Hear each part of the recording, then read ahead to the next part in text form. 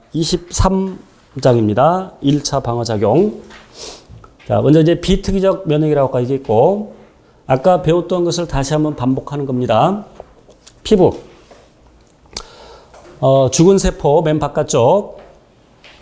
그래서 아까, 새 바이러스가 죽은 세포에 살 수 없다.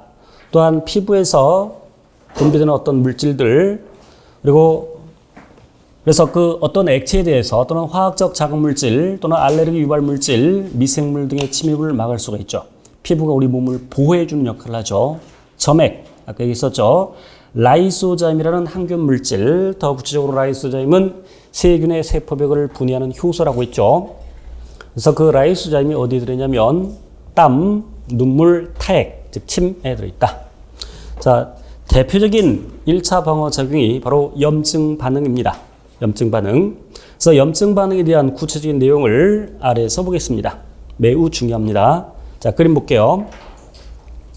당연히 건강한 피부는 염증 반응이 없겠죠. 그런데 이제 상처가 났어요. 이때 병원체가 함께 들어왔어. 상처 났을 때 병원체가 들어왔어요.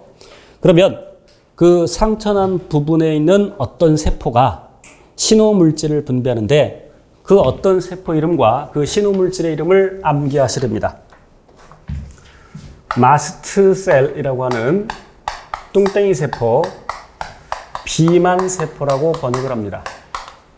물론 이 비만 세포는 우리가 많이 먹었을 때 비만이 생기는 그 비만과는 관계가 없고 이 세포, 이것도 역시 백혈구 일종이라고 할 수 있는데 이 비만 세포에는 세포들이 풍부해서 좀 더 뚱뚱하게 보입니다.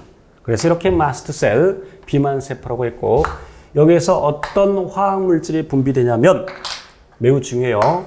염증 매개 물질인 히스타민이 분비되죠. 염증 매개 물질인 히스타민이 분비됩니다. 그래서 히스타민이 하는 역할은 세 번째 그림 보세요. 이제 혈관을 확장합니다. 혈관을 확장하니까 그 부분으로 혈류량이 증가하겠죠. 그러니까 빨갛게 보이겠죠. 그리고 백혈구를 유인하는 또 어떤 화학 물질이 분비되죠.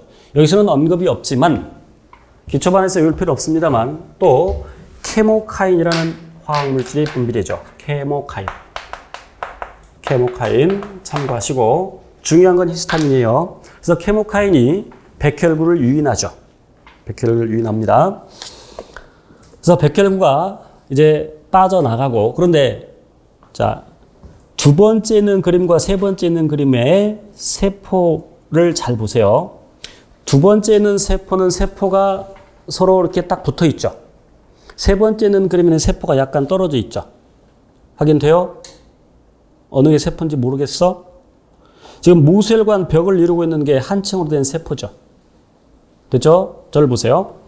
자, 이게 지금 세포입니다. 제 안쪽이 혈액이 있는 쪽이고 그래서 이렇게 딱 붙어 있는 상태에서 히스타민에 의해서 혈관이 확장되기도 하지만 이 녀석이 약간 쪼그라듭니다. 쪼그라드니까 틈새가 생기겠죠. 그 틈새를 통해서 이제 혈장 성분들도 빠져나가고 백혈구도 빠져나가고 그런데 적혈구, 백혈구 혈소판 중에서 크기가 제일 큰 녀석은 백혈구. 백혈구는 더 큰 백혈구는 빠져나가는데 적혈구와 혈소판은 빠져나가지 못합니다. 적혈구 혈소판이 빠져나가지 못하는데 그거보다 더 큰 백혈구가 빠져나갈 수 있는 것은 백혈구가 이런 운동을 하기 때문이죠. 아메바처럼 운동한다고 해서 아메바 운동. 아메바는 일정한 형태가 없습니다. 이런 형태를 하고 있다가도 모양이 이렇게 바뀔 수가 있죠. 그래서 이거를 더 구체적으로 위족 운동이라고 하는데 위는 거짓 위자에 족은 발족자입니다. 뭐 발은 아니지만 이런 위족, 가짜발을 만들어서 움직일 수 있죠. 그래서 위족 운동을 해서 혈관 밖으로 빠져나가고 그리고 아까 그 케모카인에 유인되어서 상처난 곳으로 몰려듭니다.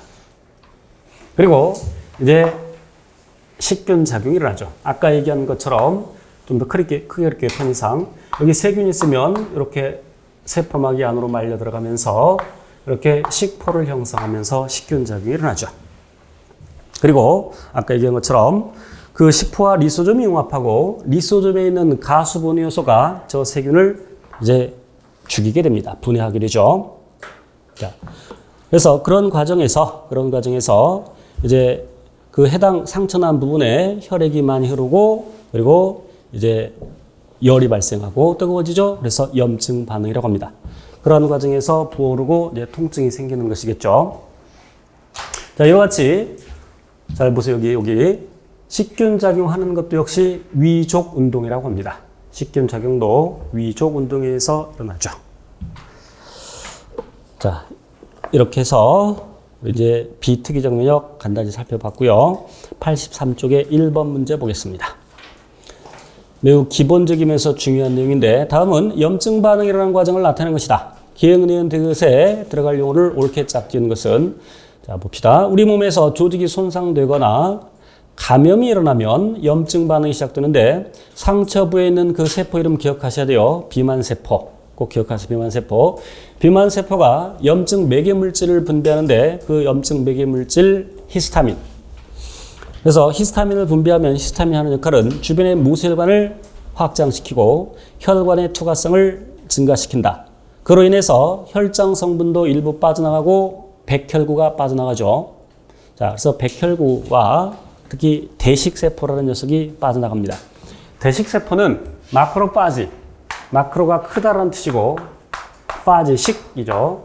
그래서 대식세포라고 번역하는데 대식세포가 빠져나가죠. 그래서 이제 손상된 곳으로 이동한 후 거기서 식균 작용, 즉 식세포 작용을 통해서 세균 또는 손상된 세포를 제거할 수 있습니다. 그래서 답은 4번 되겠죠.